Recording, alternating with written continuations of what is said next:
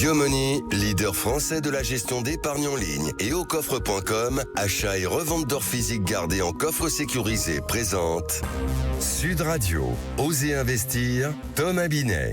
Suite de votre parenthèse économique, toujours en compagnie de Thomas Binet et au programme d'Oser investir, mon cher Thomas. Eh bien Maxime, et si votre prochain investissement ne se trouvait ni dans la pierre, ni en bourse, mais dans une cave ou une galerie d'art, 20 œuvres d'exception, passion ou vrai placement financier, rendement, risque, plaisir, on va décrypter tout ça dans un instant. Comment investir dans le vin et l'art sans se faire griser ni éblouir. Et les impôts, on les subit, on les craint, on les repousse, et pourtant c'est souvent là que se cachent les plus grosses économies, trop complexes, trop lourd, trop injuste. Et si l'intelligence artificielle pouvait enfin nous aider à y voir clair, aujourd'hui nous recevons Mathis Auville, cofondateur de TaxCut, la start-up française qui veut démocratiser le conseil fiscal grâce à l'IA. Et vous voulez investir dans l'immobilier sans vous angoisser avec les loyers impayés, la gestion et les soucis du quotidien. Et si l'intermédiation locative était la solution, pour tout comprendre, on retrouve Céline Mainck, notre experte en gestion de patrimoine, qui va nous expliquer tout ça dans un instant.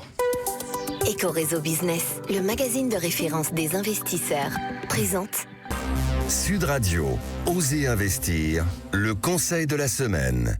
Loin de moi de galvauder une expression, mon cher Thomas, mais vous avez à l'instant essayé de nous mettre des paillettes dans les yeux avec votre programme d'investir dans le vin ou dans de l'art. Ça fait rêver, mais par où on commence si on en a vraiment l'envie? Eh bien Maxime, déjà on change d'état d'esprit. Investir dans le vin ou l'art, ce n'est pas acheter une action, c'est entrer dans une histoire, une émotion, tout en restant très rigoureux. Pour le vin, on ne parle pas de bouteilles qu'on ouvre le samedi soir, mais de grands crus conservés dans les conditions parfaites. On investit via des caves professionnelles, des fonds spécialisés ou des plateformes qui sélectionnent les domaines les plus prometteurs. Et le premier critère, c'est la provenance, une traçabilité impeccable, sinon on s'expose à des déconvenues. Et pour l'art, c'est un peu plus complexe? Oui, parce que l'art, c'est un marché aussi culturel qu'économique. On peut passer par les galeries, évidemment, les ventes aux enchères ou les plateformes qui permettent d'acheter une part d'une œuvre. C'est une manière d'entrer dans le marché sans mobiliser des centaines de milliers d'euros, mais il faut se former l'œil, comprendre la cote d'un artiste, sa rareté, son parcours. L'art n'est pas le prix objectif, il a un récit. Et un investisseur avisé apprend à lire ce récit comme on lit une partition. Bon, je commence à vous connaître un tout petit peu, mon cher Thomas. Oui, concrètement, c'est quoi? On se lance, mais on reste prudent. On se lance, mais petit, Maxime. Ce sont des marchés passionnants, mais illiquides. On ne revend pas un tableau en un clic, alors on se forme, on se renseigne, on teste, on diversifie, on se donne du temps et surtout on n'investit jamais plus que ce qu'on accepte d'immobiliser plusieurs années de suite. Le vin et l'art, c'est un peu comme vieillir un grand cru, ça demande patience, méthode et beaucoup de passion. Haussmann Executive Search, leader du recrutement sur les métiers de la finance et de l'immobilier, présente Sud Radio, Osez investir, l'invité. Alors là, Thomas, tous ceux qui nous écoutent ont posé leur tasse de café, ont coupé leur respiration parce que c'est un sujet qui va les passionner. Nous sommes avec Mathis Auville, le cofondateur de TaxCut. C'est une start-up française qui a pour vocation de démocratiser le conseil fiscal grâce à l'intelligence artificielle. Bonjour Mathis Auville. Bonjour, merci pour l'invitation. Est-ce que les Français acceptent encore l'impôt aujourd'hui selon vous? En d'autres termes, est-ce qu'on en est à un consentement à l'impôt qui s'effrite? C'est vrai que la France, et vous le savez déjà tous très bien, c'est un des pays les plus imposés au monde, mais c'est aussi le pays avec la fiscalité l'une des plus complexes. En France, par exemple, on dénombre plus de 450 dispositifs fiscaux. Et donc le résultat de cette complexité, c'est qu'aujourd'hui, il y a plus de 80% des contribuables qui passent à côté d'économies d'impôts, et il y a par exemple aussi 50% qui demandent de l'aide pour la déclaration d'impôts. Il y a même 75% qui connaissent pas forcément leur tranche marginale d'imposition. Donc ça pose un problème cette méconnaissance pose un problème de oui, est-ce qu'on est vraiment conscient, est-ce qu'on maîtrise vraiment notre fiscalité? Donc oui, le sujet se pose. Alors pour rester quand même un peu sur ce sujet-là, qu'est-ce qui crée le plus de rejets selon vous? Le montant de l'impôt, sa complexité ou le sentiment d'injustice? C'est sa compréhension, je dirais. Où est-ce que nos impôts vont? On est d'accord pour en payer, mais où est-ce que ça va aussi? Donc c'est plus ce sujet-là. Et puis aussi, comme je viens de le dire, c'est un sujet qui est très complexe. Et donc tout ce qui est complexe et qu'on ne comprend pas, on en a peur. Et donc tout ce qu'on en a peur, on l'évite. Et donc on le maîtrise pas. Et donc il y a un manque d'accompagnement là-dessus. Alors justement, on va parler de la déclaration d'impôt. On parle de plus de 300 cases dans la déclaration. Est-ce encore raisonnable pour un particulier de s'en occuper seul? Non, pas du tout. Il faut aller voir TaxCut. Non, je plaisante. Effectivement, c'est quelque chose de très simple à faire lorsqu'on a juste un salaire. Par contre, lorsqu'on commence à avoir des revenus financiers, des revenus immobiliers, ça devient très vite compliqué. Et donc là, mieux vaut s'entourer d'experts. Ensuite, on voit aussi les experts, que ce soit experts comptables ou avocats fiscalistes, c'est quelque chose qui peut coûter cher. Et donc nous, chez TaxCut, on essaye de démocratiser un peu cet accompagnement fiscal. Pour quelques dizaines d'euros, on peut vous accompagner sur votre déclaration. Alors justement, c'est dans ce contexte que vous avez créé TaxCut. Quel est le problème de départ que vous vouliez résoudre en fait ? Le problème, c'est, comme j'ai dit précédemment, c'est cette méconnaissance, cette complexité fiscale qu'il y a en France. Donc faciliter le travail du contribuable. Exactement. Et pourquoi on tombe sur des chiffres qui sont quand même alarmants. Comme je l'ai dit, 80% des contribuables passent à côté d'économies d'impôts, 50% demandent de l'aide sur la déclaration de revenus. Pourquoi on tombe sur ces chiffres qui sont quand même vachement alarmants ? C'est parce qu'aujourd'hui, être accompagné sur sa fiscalité, c'est quelque chose qui coûte cher en temps et en argent. En temps parce qu'il faut aller voir un expert avec plusieurs heures en rendez-vous, et en argent parce qu'il faut compter au moins 300 euros pour effectuer sa déclaration, en tout cas la déléguer, surtout qu'on a des revenus fonciers. Donc nous, en fait, avec l'intelligence artificielle, on va automatiser un certain nombre de tâches qui sont fastidieuses, et que l'expert comptable n'aime pas aussi forcément faire. C'est comme ça qu'on arrive à proposer des prix qui sont vraiment abordables. Nous, notre objectif, c'est vraiment de rendre accessible l'accompagnement fiscal. Alors justement, en quoi votre IA fait des choses différentes par rapport à une déclaration classique ? D'accord. Déjà, effectivement, c'est le prix. Une personne, elle va se connecter sur notre site, elle va répondre à un ensemble de questions. Quelle typologie de revenus elle a ? Est-ce qu'elle a des salaires ? Est-ce qu'elle a des revenus fonciers ? Est-ce qu'elle a des revenus financiers ? Et ensuite, elle va téléverser ces différents documents. Et c'est nos experts en interne qui vont effectuer sa déclaration avec l'aide de l'IA. C'est pour ça qu'au lieu de prendre 2 heures pour faire une déclaration qui justifie ces 300 euros, nous, on va prendre uniquement moins d'une demi-heure.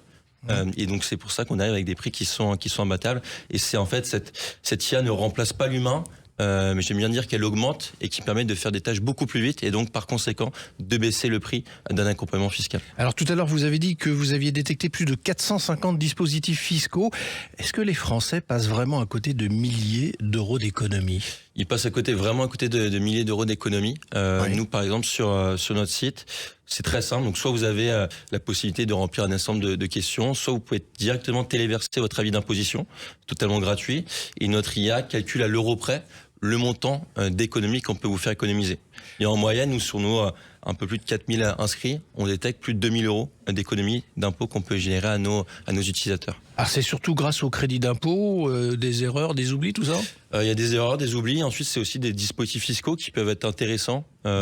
J'aime bien prendre l'exemple de la GFI, parce que vous investissez... GFI, c'est quoi ? C'est Groupement Forestier d'Investissement. Parce que vous investissez dans les parcs forestiers français et donc aider l'État à financer, à protéger les forêts françaises, eh bien, vous octroie une réduction d'impôt de 18% du montant ici.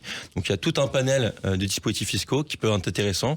Il y a aussi des contraintes, donc bien les identifier aussi, ces contraintes pour chaque dispositif, qui peuvent être vraiment intéressants en fonction de la situation de chacun et de ses objectifs patrimoniaux et fiscaux. Alors, est-ce que votre outil s'adresse plutôt à des petits revenus, à des revenus moyens, à des hauts revenus, où il n'y a pas de choix particulier ? C'est classe moyenne supérieure. Globalement, les plus aisés sont déjà très bien accompagnés et peuvent se permettre de payer un avocat fiscaliste ou expert comptable ou un family office ou encore des conseillers en gestion de patrimoine.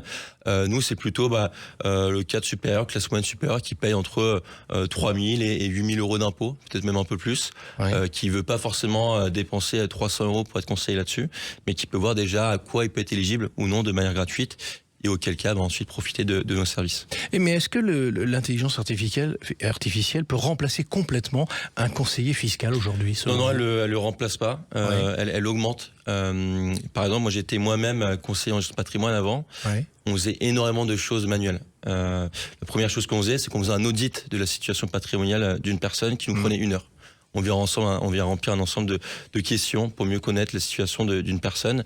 Là, vous avez juste besoin de téléverser votre avis d'imposition ou poser des questions directement à notre IA.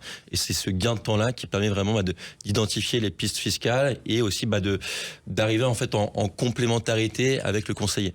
Donc non, elle le remplace pas, elle l'augmente. C'est une aide. C'est une aide, exactement. Alors, comment rassurer les utilisateurs sur la sécurité de leurs données fiscales ? Parce que là, c'est quand même une grande crainte. On en parle souvent, justement, avec les GAFAM.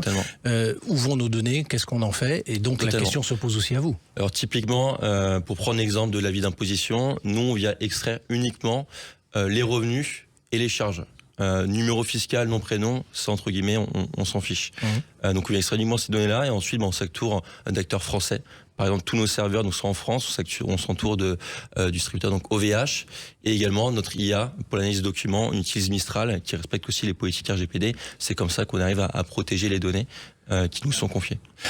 Quel conseil vous pourriez donner à quelqu'un qui nous écoute ce dimanche matin quand il appréhende justement à remplir sa déclaration d'impôt? Est-ce qu'il y a un conseil majeur que vous avez observé, vous?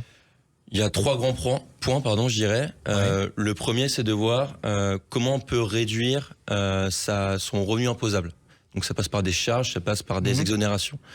Typiquement, je prends l'exemple d'un père de famille qui a des enfants étudiants, qui sont des jobs étudiants. En fait, ces salaires-là sont exonérés d'impôts. Mais ça, il faut bien le remplir dans sa déclaration, sinon on a imposé sur ces revenus-là. Toutes les charges aussi, si vous avez de l'immobilier, passez au régime réel et déduisez un maximum de charges qui permet encore une fois de limiter le revenu imposable et par conséquent la fiscalité. Deuxième, une fois qu'on a limité et réduit cette base imposable, c'est comment on peut bénéficier de réductions et crédits d'impôt. Là, effectivement, si vous avez des dons, si vous avez des enfants étudiants, si vous avez des salariés à domicile, c'est bien remplir toutes les cases adéquates pour bien profiter des réductions de crédit d'impôt en question. Et de la même manière, voir si vous êtes éligible à certains dispositifs fiscaux, que ce soit d'un point de vue immobilier, financier ou alors encore tout ce qui est non coté. Par exemple, c'est voir les dispositifs auxquels vous pourrez être éligible pour limiter et réduire votre imposition. Et le dernier point, une fois qu'on a abordé ces 2 sujets, c'est comment aussi on peut essayer de valoriser son capital sans payer plus d'impôts. Donc ça passe par le statut du LMNP dans l'immobilier, ça passe en placement financier par tout ce qui est du PEA ou encore l'assurance vie, on bénéficie à des battements fiscaux qui peuvent être aussi intéressants. Donc voilà, on va jouer sur ces 3 leviers-là pour optimiser sa déclaration. Oui, donc il y a un certain nombre de dispositifs qui sont à notre justement disposition. Un grand nombre, exactement. Merci à vous. Merci. Merci beaucoup Mathias Auville d'être passé du côté d'Oser Investir et je rappelle que vous êtes le cofondateur de TaxCut.